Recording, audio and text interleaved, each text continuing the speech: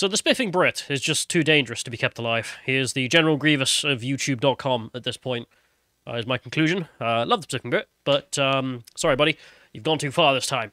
And in case you're wondering what I'm talking about, it's the exploits he's been finding on YouTube, which I thought we'd just enjoy. So I'll start off by mentioning something on Lotus.com, this being the Susan Wojcinski explaining why she ruined YouTube article I wrote, because she went on a podcast and just told everyone. This is, yeah, I ruined it, because Mafifis.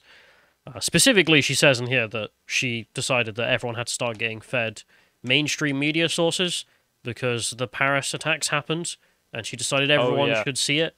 And then when she was told the normies don't care about the news... She said, well, I'll make them care, damn it. No, she said show it to them anyway, even though they're not clicking on it. And she said let them eat cake. It's really the starting point as to why she made a series of decisions which are just bad for YouTube in a structure, but go and give that a read. And now we've got Neil Mohan pushing the exact same thing, if not even harder. But we'll go to Spiffing Brit, because he's far more fun. And, well, YouTube is kind of a hellhole. Usually the stories are something like this. You know, Brittany Ventney over here has finally got her live streaming privileges back. If you don't know about this, she did a live stream. She got taken off, but what was it for? She said noncing was bad, so they were like, we can't have that. Well, I can understand why, you know, leftist progressives would disagree with that. Yeah, they labelled it as her promoting. It was like, no, literally calling out and saying this guy's engaging in this, needs to be stopped. So she's got that back. And usually that's the stories around YouTube. Wait, did depressing. YouTube have the noncing as bad? That's just what a nonce would say kind of argument. Yeah. But usually that's the story you get. And that's, you know, and then you get the occasional piece of good news, which is Venti's got his stuff back. But the Spiffing Brit, he does more fun things, mostly exploits. So you can see here, for example, this is Dawn of War, where he found out you could get infinite orcs if you just keep reloading the game after getting max population orcs. Which means you will actually you don't just chant orcs, orcs, orcs, orcs at the computer. No, he does this with a lot of video games. That's like the normal thing. And, you know, play game, find exploit, do the exploit, show people the exploit for the big funny. And it's good videos. It's good Presumably destroy his computer in doing so as well. I'm not... I mean, I'm going to be kind here and say that's not how they got the 3.5 million followers, because I think the YouTube stuff was a bit more than the normal, because we can see it.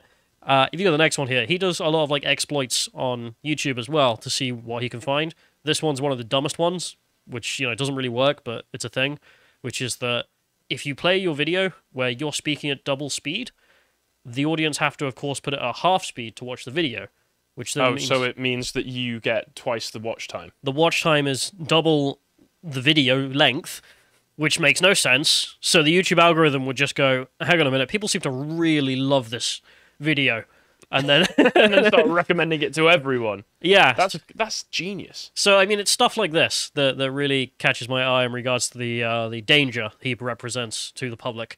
And so Mohan's banhammer might be coming down on him soon. I don't know. I mean, this one's pretty dumb because of course you can't really use this. Because what are you gonna do? Upload all your videos at double speed so people have to watch them at half speed? Yeah, why not? It doesn't. It's not really enjoyable. Plus, people don't really like having to go and do the half-speed thing. Well, they might not have to, like, just shifting their cursor a little bit, clicking twice. No, because if you're a new user and you click on it, you just hear from this channel, you just go, what is this? You think, man, this is interesting. These guys are impressive. Yeah, there were some people who put it to a quarter speed to what was it, like 4 times? To really simmer in the content. Yeah, kind of dumb, right? And didn't really go anywhere, but an interesting experiment. Well, of course, there are far more experiments you can run to find the exploits in the real world. And he found one here. This is YouTube edging. So what you do is you schedule... We're a family-friendly channel, Callum. Come on. You schedule your video to go live or to be premiered at a certain time. And of course, what YouTube does is, let's say you premiere it for 48 hours in the future. When you started, they'll send the video to a few people, you know, your diehard fans, to let them know, look, in like 2 days, this guy's publishing something. And then as it gets closer to the scheduled date, it starts recommending it to a lot more people, a lot more normie fans who might just click on it in the last hour. So then in the last hour, basically that's when you get all your people coming over to wait for the live stream to start to then join it. And of course, the more people you have waiting, the more the live stream will snowball.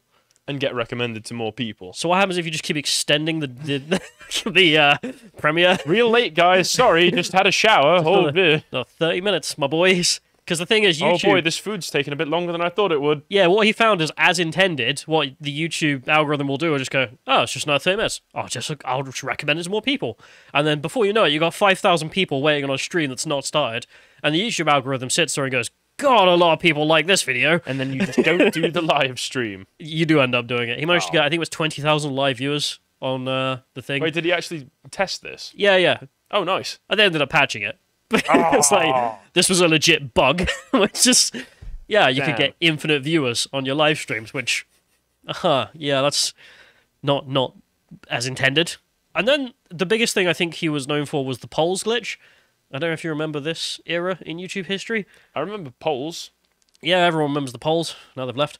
But what he did is he... No, they haven't. They've set up shop. What you can do is obviously go to the community tab, because YouTube were like, you know what YouTube is now? It's not a video platform. It's social media, which... but whatever. So you can post memes or, you know, update your audience as to what you're doing, which isn't a bad idea. That's okay. But they also added the idea that you could do polls, and your audience could vote in the polls and like and comment about a poll. Does anyone like polls? They're not interesting. It's literally just as he puts there, you know, are you subscribed? And then just load of stuff. Or just put coffee or tea.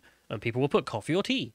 And it's a complete waste of time. But of course, YouTube, because it was a new feature, decided, hey, everyone should get this pumped into their feeds, even people who aren't subscribed. And at which point, if you were the only person posting polls because no one else was, because it's boring as hell, you found an infinite subscriber glitch. Because you would post a poll, and as you can see there, 141,000 likes on that. Yeah, that's a a good million point. odd votes. Well, if a million people are voting, yeah, you quite quickly rack up a lot of subscribers. So infinite subscriber glitch, pretty fun. Wait, so is it just because YouTube decided that everybody needs to see this poll? Because it was a new feature, and every time there's a new feature, YouTube wants to push it, they gave you a slight boost. So if you were using the polls, you got a slight boost. And because nobody was using them, because they're stupid, the only people who were using them are getting an incredible boost. Damn, we should have used more polls. Yeah, so he cheesed the hell out of that and then made a video saying like, hang on, I found an infinite subscriber glitch, guys. There's a break in the matrix. And then immediately after dropping that video, everyone was doing polls, which corrected the system. Because, okay, this makes sense to me as to why I saw everybody doing polls a while back now. Yeah, it was because every YouTuber saw the Spiffing Brit video and went, I too like subscribers. So Makes sense to me. And then because everyone was using it, the advantage was nullified. And then YouTube were like, hang on a minute, yeah, we should probably get rid of this. This is dumb. I don't know how much they've gotten rid of that, because still seems to be some kind of... Maybe we should test it. People still engage in polls. I don't really know why. I don't get it. People like engaging in questions. Big social questions where they get to see their opinion compared with other people's opinions. They're not usually like that. It's more like, I don't know, fluff or not fluff, or some weird nonsense like that. Yeah, people want to know where do I stand as opposed to the rest of the population. Sure. But, you know, there's that, which was pretty fun. But then he found out that YouTube was indeed very broken, not just, like, slightly broken. I mean, you can see there's the poll, 227,000 votes on is YouTube broken? And then you get a bunch of subscribers from crap like that. So that was... See, this is part of the social experiment I'm talking about. Now you know that 20 people are morons. 20% of people, I should say. Oh, I don't know. It was funny at the time, but moving on. Because, like I say, for any normal feature, they push the hell out of it. You may have seen shorts endlessly being pushed on. I know shorts. I think it was Tim Paul or something was mentioning it. He got a call with someone who worked at YouTube, and he was being asked, oh, what problems do you have with YouTube? We're trying to reach out to creators. And they call up Tim Paul, so what do you think he did? He's just like, you're cancer! Here's why! And explained in detail, and the guy was overwhelmed. I didn't really get it. But started crying. Yeah, the one thing he did want to talk to Tim about was YouTube Shorts. And the whole thing from YouTube is, we've done this thing, we're going to try and kill TikTok by doing the same thing. So call up all our creators and make them make this. And also we'll give them a boost so people can get more subscribers or whatever. But then you got to make a decision, are these fun? And a lot of people thought they weren't, so they didn't bother. But then you have that. So it's not unexpected. I mean, most shorts I've seen recommended to me are just people taking short, very like minute-long clips of longer videos and just going, there you go. There doesn't seem to be an amazing way to glitch the hell out of that, so I haven't seen Spiffing Brit mention anything, but I'm heartbroken. Maybe there's something there. Speaking of which, though, we're going to check in with the media real quick, because they're very mad about shorts, which I found funny. Of course they are. Just have to mention this. So MSNBC... Is it because the bad people can use shorts? Yeah, they can. So MSNBC's Sky News is very upset because, as you see, Andrew Tate's shorts are turning up in my feed. No! What will I do? Oh, I'm forced to click them. The hand of God guides my finger to them every time. Could just skip them. No? So what they did here, this is really like scummy jono. I just had to mention it because it's really funny. So this lady here, she sets up a fake 13-year-old's YouTube account. So she has like a fake AI face. So she pretends to be 13 years old on the internet. Yeah, 13-year-old boy. Great start. So what she did is she started going on shorts and just scrolling. And when she found an Andrew Tate short, she would watch all of it and then keep scrolling. And then, what do you know? The YouTube algorithm decided, you seem to have liked that video. I'll give you more of them. And she was shocked to find out that the YouTube algorithm recommends videos that are similar to videos that you've previously watched all of. Amazing, isn't it? Yeah. God. So if you go to the next link, we can see... This is some cutting-edge science. Yeah, you can see they've made a video about this as well, where they're whining. I don't know if you can scroll down. Just look at the dislikes. I'm going to have a guess. Yeah, it was about right. What I was going to guess. Yeah. No one pays attention to mainstream media crap anymore. But it's funny. But we'll end it off with they decided to make a graph showing this as well, as being how shocked they were. It was like 12 minutes in, we found an Andrew Tate short, and then it started giving us more of them because we were watching them. Yeah, okay. Like, you're actual children, aren't you? But back to the Spiffing Brit, because he's got some... I think these people... I hope these people aren't as stupid as they seem to be. I'm hoping that they're actually just evil and aren't just stupid. Or maybe they're both. Maybe they're stupid and evil. Because obviously, all they're doing is they're trying to get something that can make this scary-looking graph. Yeah, but these people are not as intelligent as Spiffing, because, of course, Spiffing is actually looking to find glitches, whereas these people are just looking to find works as intended and then writes, like, smear story. And it tells me there's such a gap between, like, the creativity in the world, between the journos and then the people like Spiffing who are not working in that industry ever. I mean, could you imagine, like, if this was 1970 or something and you had some really interesting ideas about how to spoof something or glitch something? Like, it'd end up in the media because it'd be cool. And instead, it's literally outside of the media frame, and instead, a YouTuber frame. I just love the world in that regard these days. But getting back to him, because he also found an infinite money glitch, which was pretty cool. Oh, I could use one of them. Before we get there, we'll just mention this one here. I did see he was posting on his community tab. So this is a meme, which is a pretty good thing to post on your community tab, because, of course, people like memes. I like meme. I do occasionally enjoy exhaling breath from my nostrils. Yeah, it's fantastic, as you can see. It gives me the stealth bomber images. So there is no stealth bomber. Haha. But the thing is, you can notice that he actually links a YouTube video, which is 4 years old, on top of the meme. Oh, okay. I see what he's doing. Now, I'm not trying to spoil your cooking, my brother, but if you are cooking, I'm interested to see if this works, because I think what he might be doing is just posting, like, old videos alongside memes. See if it boosts their views. Yeah, and because their age is old as well, you can measure it well, because no one's watching those. They're 4 years old. Yeah. But we'll go to the infinite money glitch now, which was probably the funniest and the most messed up, which is that you could subscribe to yourself through YouTube membership, which would cost you $4.99. Okay? All right. But then YouTube would recognize that you subscribe to yourself and refund you the money and give you the $4.99 back and be like, well, this is you. You can't give yourself money, you idiot. Oh, okay. But then Google AdSense recognized that you just got a subscription and would give you $3.43. Oh, no! And so begins the loop. Yeah, so you literally he just stumbled across an infinite money glitch on YouTube and he was like, that seems broken. We should do this. Yeah. The audio's muted on that, so I wonder if we can just play this video real quick, because this is actually the video he was edging as well to get maximum viewership on it. Because it wasn't just YouTube where the infinite money printer glitch was taking place. Turns out Twitch had the same problem. Same thing. Oh, God. There was also an infinite money glitch, but this time what you do is you buy Twitch currency through Turkey, because the inflation rate there is crazy. Oh, all right. So you buy $300 of currency for $200 because of the exchange rate, and then you pay it to yourself, and then you sell the currency for $300. Oh my God. $100 profit. So he mentions in here there are a whole bunch of accounts that were, for some reason, they had basically no one watching, but were making 30 grand a month. Who knows how they I think they must just have some mysterious benefactors supporting them. Yeah, I mean, though, the infinite money glitches are probably the most chaotic and mad things you could imagine. And it wasn't just Twitch as well. I think he goes on to mention, I think it was like Amazon or someone else, also had an infinite money glitch, which has now been patched. Damn. So, why do I find out about all these things now after they've been patched? Yeah, there's also the Facebook infinite money glitch. That one was where you buy an Oculus and your friend buys an Oculus as well, and you get a referral code, gives you $30. So what you do is you factory reset your Oculus, and then you become your friend's friend, which gets you another $30. Okay. And then you factory reset the other Oculus, and then blah, blah, blah, blah, blah. Before you know it, you've got enough credit to buy a new Oculus, and then you sell the Oculus online for money. So, you know, infinite money glitches. Quite rare. It just works. Yeah, and tech companies are the founding of some of the funniest. So we'll pause that there, because, you know, infinite money, pretty bad. Well, it depends who you are. Depends on what side of the equation you're on. He tried to find another infinite money glitch, which is even funnier. I mean, those ones are kind of, you know, actually taking advantage of the system. Spiffing came up with a new idea, which is, hang on a minute. You know how I'm a YouTuber?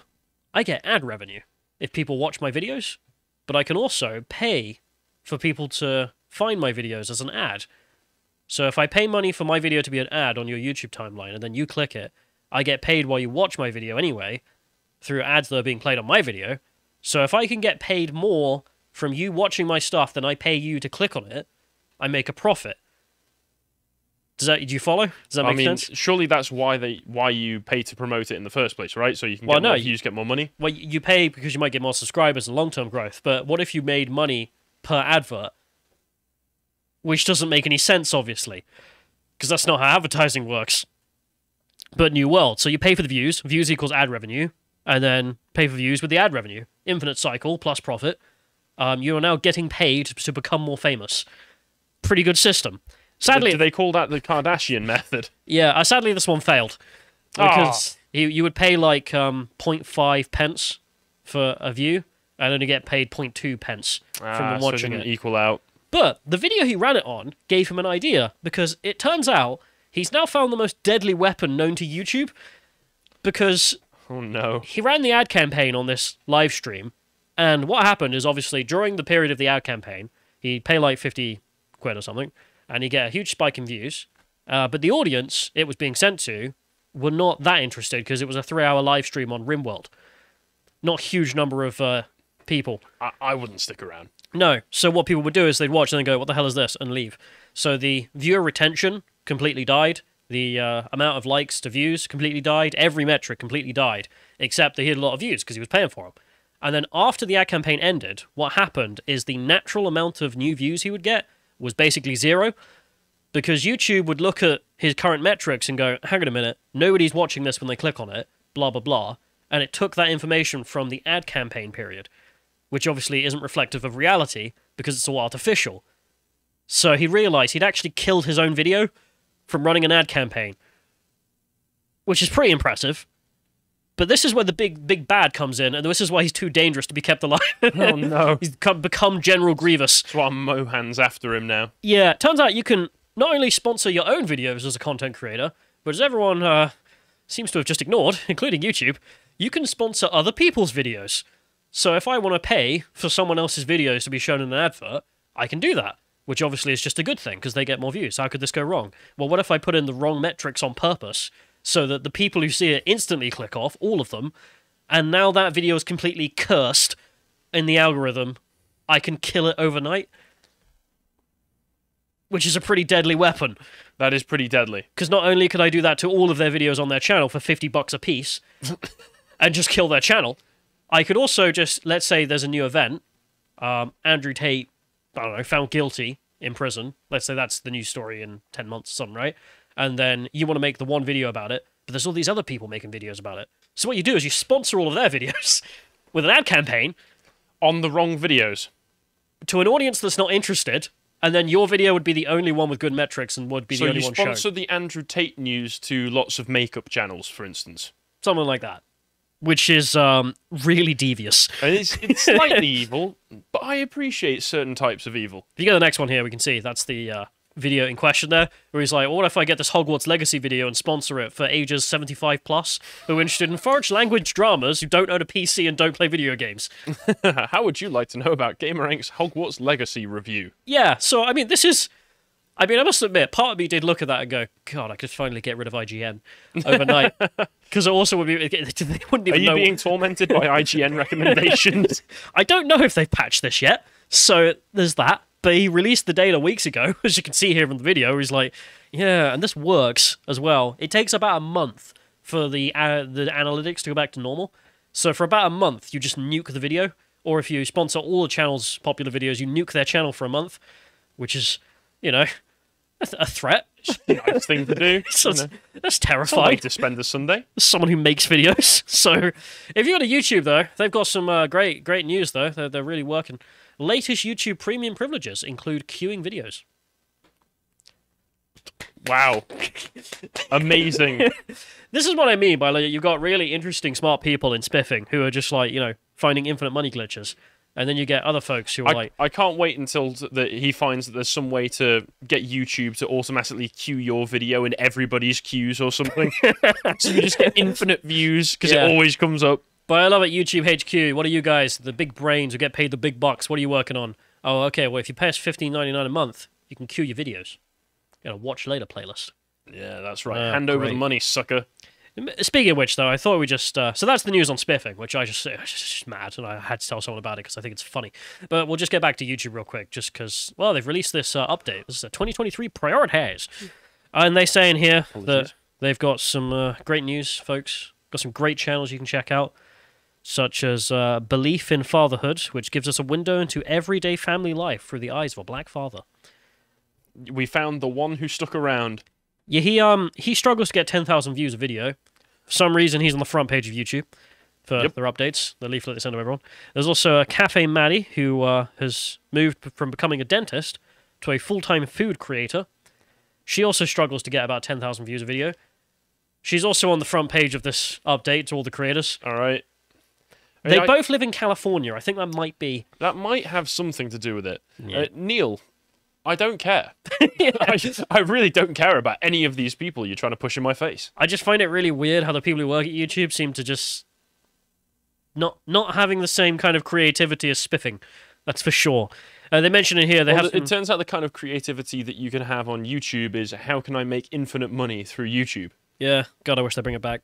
But they also mention So in here do I. that they've also announced that you can now get NFL Sunday tickets and watch it on YouTube. Cool. Oh, yeah. Wow. So YouTube is just saying, that's right, we're just a TV network now. Can I have the dislikes back? Can we do that? That'd be nice. We have a plugin, so we can still see them. I mean, everyone can do that.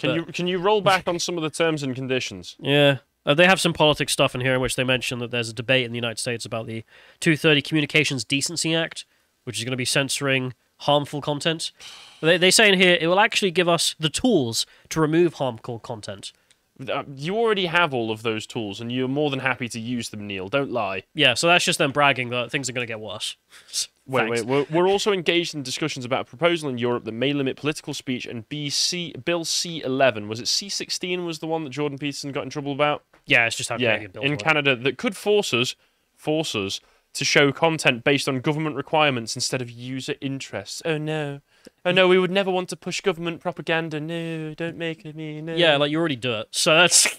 I mean, Susan admitted that you already did that out of your own free will before the government even got to you. So whatever. Just to end it off with that, it's just like, oh god, the people at YouTube are useless. There is actually one feature in there that I thought might be interesting, but again, it's so nothing compared to what I'd hope they'd do. This is just the last thing here, being that they've now made it so they have auto captions, which are going to translate into 16 languages automatically, which is kind of cool. But that's literally it. That's all they're doing with all the money and all the brains. I don't care. Whereas Spiffing over here is like evil genius #1 and is just finding more and more ways stroking his furless cat. Yeah, to break the world. And I just had to tell someone about it because it's really funny, in my opinion, that he sat around and came up with, how do I nuke my opponents in the YouTube world? And he actually found a way to do it. If you appreciated that segment from the podcast The Lotus Eaters, you can go to lotuseaters.com to get access to all the premium content that's on the site, such as the premium podcast, this episode on Is Jesus Christ a Socialist? If you'd like to find out what else is being put out, you can follow on Getter at lotuseaters_com on Getter. Thank you and goodbye.